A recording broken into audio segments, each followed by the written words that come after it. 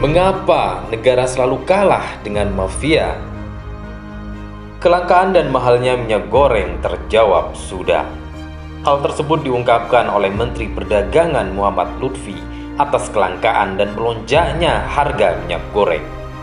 Dia menduga kelangkaan minyak goreng dalam beberapa waktu belakangan ditengarai akibat ulah para spekulan dan mafia. Sepertinya bukan baru kali ini saja negara kalah dengan praktek mafia. Nyaris semua sendi vital kehidupan yang menyangkut hajat hidup rakyat selalu ada praktek spekulan dan mafia. Sialnya, mereka selalu berhasil mengangkangi kekuasaan negara. Dalam realitas keseharian, kita tentu tidak asing lagi dengan istilah mafia tanah, mafia hukum, dan mafia sumber daya alam.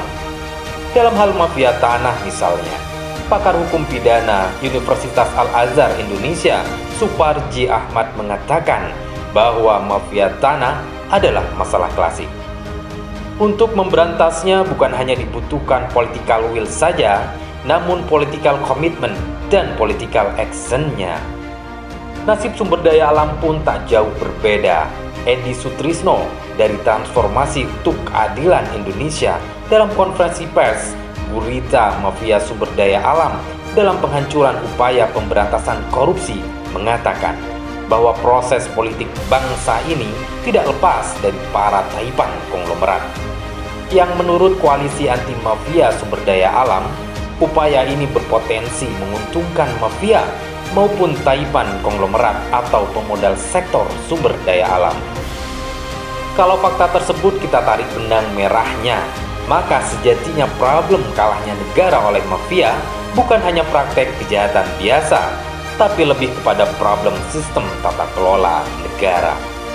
Dan kesemuanya adalah wajah dan realitas diterapkannya sistem kapitalisme liberal yang dibungkus dengan jargon negara demokrasi, hukum adalah panglima, kami Pancasila, NKRI harga mati, dan istilah-istilah absurd lainnya.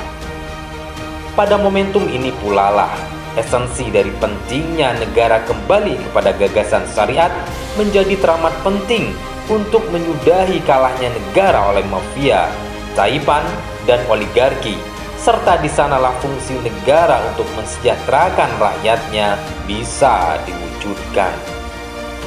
Karena dalam pandangan Islam, dalam sistem ekonominya, pasar tidak boleh sepenuhnya berjalan secara bebas.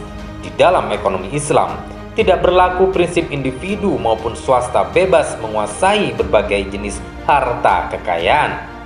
Individu atau swasta hanya berhak menguasai barang-barang yang masuk dalam kategori kepemilikan individu. Sementara untuk kepemilikan umum seperti pertambangan yang besar, minyak bumi, gas alam, kehutanan, dan kepemilikan negara seperti jizyah, kharaj, ghanimah, fa'i, usyur harus berada di bawah kendali negara yang pengelolaannya semata-mata adalah untuk kepentingan kemaslahatan rakyat.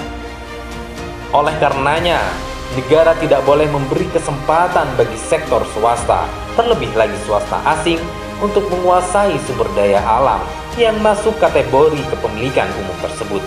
Mengapa? Sebab hal itu dapat dikategorikan sebagai pengabdian amanah yang diberikan rakyat kepada negara untuk mengelola sumber daya alam demi kepentingan seluruh rakyatnya.